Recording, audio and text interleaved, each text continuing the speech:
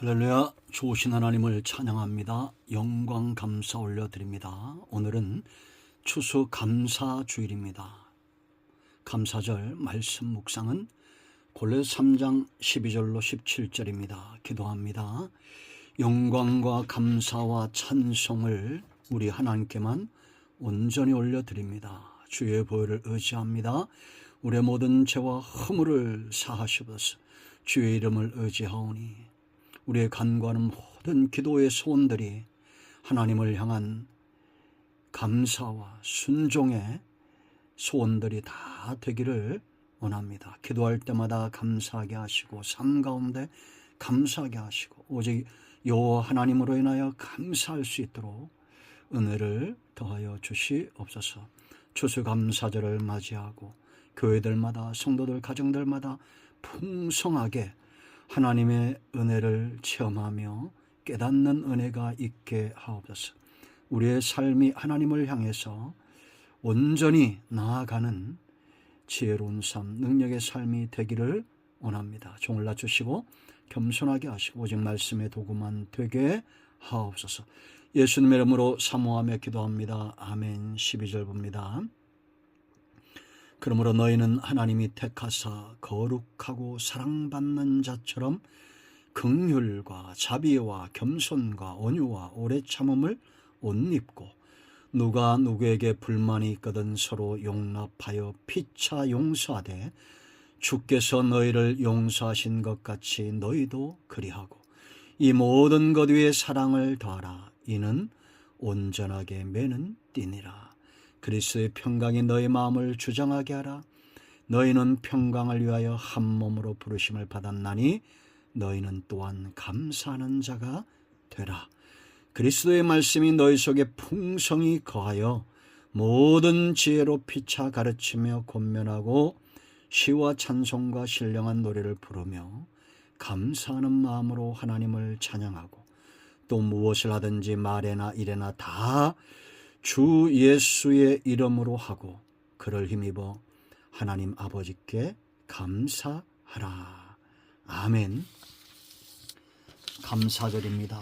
추수감사절입니다. 여러분 올 한 해 어떠셨습니까? 감사가 넘치는 삶을 살고 계십니까?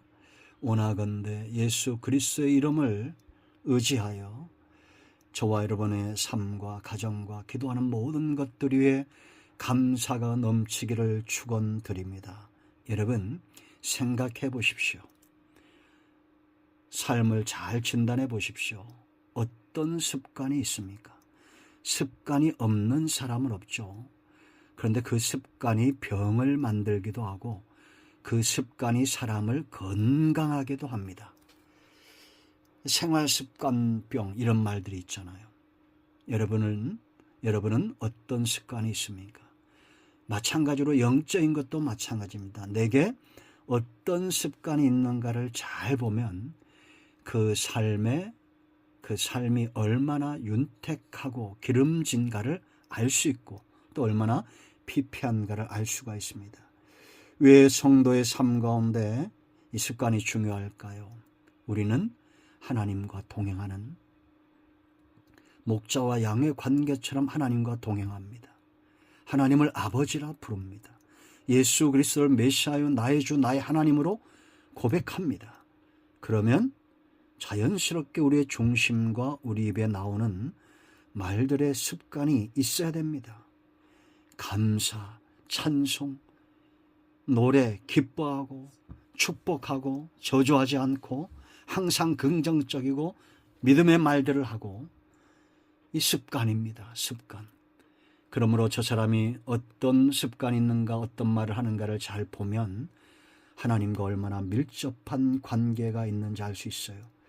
여러분 15절 감사하는 자가 되라 17절 감사하라고 말합니다. 왜 이런 명령을 할까요? 이건 단지 명령이냐면 오늘 본문을 잘 보면 바울이 이렇게 말하는 이유가 있습니다. 저와 여러분 모두는 감사가 습관이 되는 그런 삶의 축복을 누리기를 축원드립니다. 감사가 습관이라는 것은 그 삶에 만족이 있다는 거죠. 그래서 여러분 이 감사할 때 여러분들이 네 가지를 기억해야 돼요. 첫째는 감사는 열매다라는 겁니다. 자, 12절로 14절 말씀 보면 7가지 성도의 삶 가운데 반드시 나타나는 덕목이 있어요. 7가지. 긍휼, 자비, 겸손, 온유, 오래 참음, 용서, 사랑, 그리고 이 모든 것 위에 감사다라고 말합니다. 여러분, 이것이 그냥 되지 않습니다. 우리가 긍휼과 자비와 겸손과 온유와 오래 참음과 용서와 사랑과 그리고 이 모든 것들 위에 사랑을 더하고 감사하고 이 감사하는 자가 되는 거. 여러분, 자 12절 보세요. 그러므로 너희는 하나님이 택하사 거룩하고 사랑받는 자처럼 하면서 긍휼, 자비, 겸손, 온유, 오래 참음, 용서 말합니다. 사랑, 감사. 이렇게 말하죠.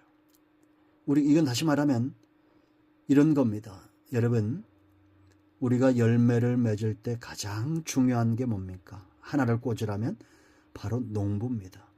농부는 왜 농부가 중요하냐? 좋은 씨를 분별하는 분별력이 농부에게 있고 좋은 토양을 만드는 능력이 농부에게 있고 이 농부가 얼마나 그 작물을 사랑하고 키우는가 그 다 농부에게 있습니다. 근데 이 농부는 어떤 농부예요? 사랑이 풍성합니다. 우리는 사랑받고 있습니다. 사랑받는 자로서 이 7가지 덕목은 반드시 중요하다. 이 모든 것 위에 사랑과 그리고 이 모든 것 위에 평강과 감사를 더하는 것, 놀라운 하나님의 축복이죠. 그러므로 여러분, 열매는 저절로 맺힙니다. 하나님의 사랑을 받는 사람은 저절로 긍휼과 저절로 자비와 겸손과 온유와 오래 참은 용서, 사랑, 그리고 감사, 저절로 이런 열매가 맺혀진다라는 겁니다. 이런 열매는 따로따로 존재할 수 없습니다. 유기적 관계가 있어요. 나는 긍휼은 없지만 사랑은 많아. 잘못된 겁니다. 성경적이지 않습니다. 나는 겸손하고 온유하고 자비가 있지만 감사가 없습니다. 잘못된 겁니다. 전부 유기적인 관계가 있습니다. 다시 말하면 한 나무에 이런 열매가 맺힌다는 겁니다. 농부이신 하나님의 사랑을 받는 자들은 이런 열매를 맺어요. 자, 두 번째, 이 감사가 중요한 이유가 있어요. 감사는 짝하는 게 있어요. 그게 뭐냐? 바로 평강입니다. 우리 마음의 평강이 가득할 때 감사가 넘쳐요. 그래서 여러분 15절 말씀 보세요. 그리스도의 평강이 너희 뭐라 했습니까? 마음을 주장하게 하라. 내 마음의 평강이 주장한다는 것은 가득 찬 상태죠. 항상 이런 사람들은 어떤 상황에서도 평강을 잃지 않습니다. 하나님이 주시는 평강, 예수 그리스도가 우리 마음에 임하는 이 평강, 이것이 조석지변으로 바뀌지 않습니다. 환경에 영향을 받지 않습니다. 그 다음 보세요. 너희는 평강을 위하여 한 몸으로 부르심을 받았다라고 말합니다. 너희는 또한 감사하는 자가 되라. 이게 떨어질 수 없어요. 내가 평강을 내 마음이 먼저 평화로우면 감사가 넘치고 또한 남에게도 이 평강이 흘러가게 해서 평강을 위해 한 몸을 부르심을 받았잖아요. 남도 평화롭게 하고 그도 감사하게 넘치. 그러니까 이 사람이 그 마음의 평강이 넘치는 사람이 누구를 만나든지 그 사람은 평강을 체험합니다. 여러분, 누가 불안해하고 있으면 나도 괜히 신경이 쓰이잖아요. 감사가 나오지 않습니다. 그러므로 우리는 흔들림이 없는 그리스도의 평강, 비바람이 불어도 풍랑 가운데서 잠드시는 예수 그리스도의 평강, 이런 평강이 먼저 내 중심을 든든히 사로잡을 때 남에게도 평강을 끼칠 수가 있고 우리 공동체에 감사가 넘치게 되어 있습니다. 그러므로 평강이 넘치는 곳에 감사가 넘친다. 여러분, 우리는 평화의 사신이 되어야 됩니다. 성령이 하나 되는 줄로, 평강의 줄로 서로 묶여있는 그런 존재가 되어야 됩니다. 그러므로 우선은 평강이죠. 그 다음이 감사입니다. 평강을 회복하면, 관계가 회복이 되면 감사가 넘칩니다. 이건 하나님과의 관계도 마찬가지입니다. 죄가 들어오면 내 마음의 평강이 사라집니다. 자연스럽게 감사의 열매도 사라집니다. 그러므로 하나님과의 관계가 먼저 회복이 돼야 됩니다. 사람과의 관계도 마찬가지입니다. 우리가 지금 다투고 평화롭지 못한데 너 감사해, 왜 그래, 기도해야지, 믿음이 없어, 감사하는 신앙 가져. 그런 말은 오히려 상처만 더 깊게 할 뿐입니다. 먼저 관계를 회복하십시오. 평화로운 관계. 그러기 위해서 내가 하나님과 그리스도의 평강이 내 마음을 먼저 주장해야 다른 사람을 또한 평강과 감사로 초대할 수 있습니다. 자, 세 번째, 이 감사와 떨어질 수 없는 게 있어요. 그건 바로 말씀입니다. 자, 16절 보세요. 그리스도의 말씀이 너희 속에 풍성히 거하여. 그러니까 여러분, 내 안에 그리스도의 말씀이 먼저 풍성히 거해야 된다. 풍성하다는 것은 빈틈이 없는 상황이죠. 컵이 아주 물로 꽉 차면 공기도 들어갈 수 없는 것처럼 꽉 내 중심을 말씀으로 채워놔야, 풍성이 거해야 그 다음에 어떤 일을 할 수 있어요. 모든 지혜로 피차 가르치며. 말씀이 있는 사람은 지혜가 수반되게, 따라오게 돼 있어요. 피차 가르치며. 그러니까 가르치는 사람은 먼저 자기가 말씀으로 깨닫고 지혜로운 자가 돼야 돼요. 이거 안 되면, 가르치면 오히려 너나 잘해라든가 사람들이 시험 들 수 있습니다. 가르치며 권면하고 그랬습니다. 그 다음에 시와 찬송과 신령한 노래를 부르며 그랬습니다. 이런 상황이 되면 우리가 어떤 사람이 말씀이 풍성하고, 야, 저 사람에겐 정말 말씀과 그 말씀의 능력이 변화시킨 지혜가 있구나, 우리와 좀 다르구나, 그런 걸 깨달으면 그 사람의 가르침과 권면을 거하게 될 겁니다. 그러면 그 공동체는, 그 관계는 시와 찬송과 신령한 노래를 부르게 될 거예요. 그럼 자연스럽게 감사의 드림이, 감사의 예물이 하나님 앞에 올라가게 되어 있습니다. 감사하는 마음으로 하나님을 찬양하라. 그러니까 여러분, 감사 찬양은 하나죠. 누가 찬송할 수 있느냐? 16절 말씀에 근거할 때 그리스도의 말씀을 풍성히 체험한 자입니다. 그리고 그 사람을 통해서 가르침과 권면과 이런 영향력들이 나타날 때 시와 찬송과 신령한 노래들이 따라올 것이고, 그들은 감사하게 될 것이고 하나님을 찬양하게 될 것입니다. 하나님의 말씀은 능력이 있습니다.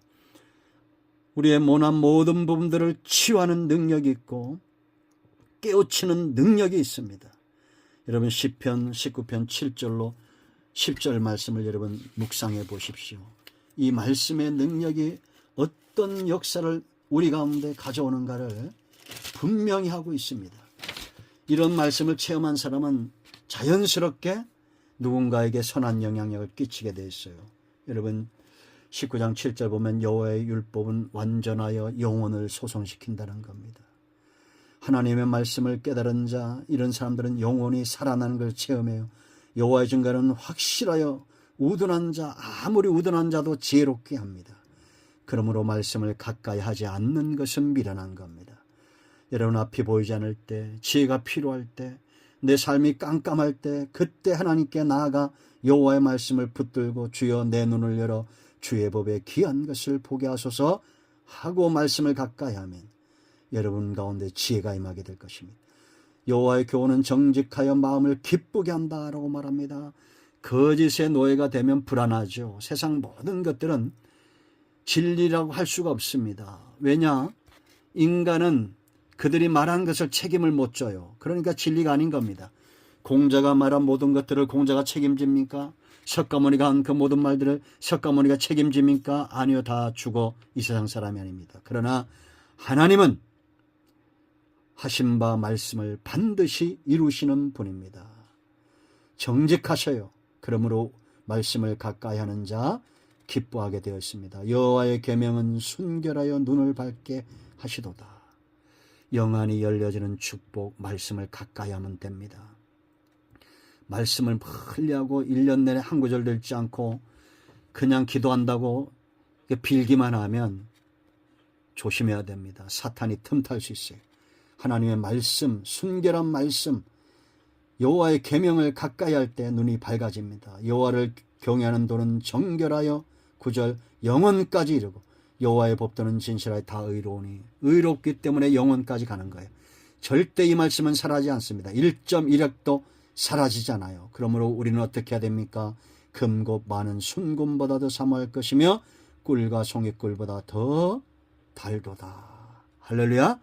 이 말씀을 가까이 하시 바랍니다. 그리스도의 말씀이 우리 속에 풍성히 거할 때 우리는 누군가를 가르치고 권면하며 그러므로 시와 찬송과 신령한 노래를 함께 부르며 감사하는 마음으로 하나님을 찬양하게 될 것입니다. 이것이 교회요.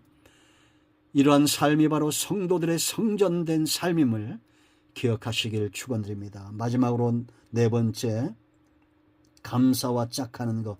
예수 그리스도의 이름을 의지할 때 감사하나. 17절 보세요. 또 무엇을 하든지 그랬습니다. 말에나 일에나 다 주 예수의 이름으로 하고 그를 힘입어 하나님 아버지께 감사하라. 이 말씀이 뭐예요?